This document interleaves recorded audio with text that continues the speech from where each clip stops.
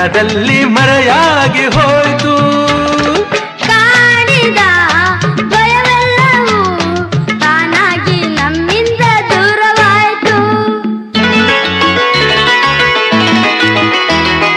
ದೇವರು ನಿನಗಾಗಿಯೇ ನನ್ನನ್ನು ಕರೆತಂದನೇನೋ. ಕಾಣದ ಸಂತೋಷವ ಬದುಕಲ್ಲಿ ನನಗಿಂದು ತಂದೆ ನೀನು. ಇನ್ನೆಂದಿಗೂ ಸೋಲೆ ಇಲ್ಲ, ಎಂದೆಂದಿಗೂ ಗೆಲುವೆ ಎಲ್ಲ ನಮಗೆ ನಮಗೆ ನಮಗೆ. ಆಕಾಶವೇ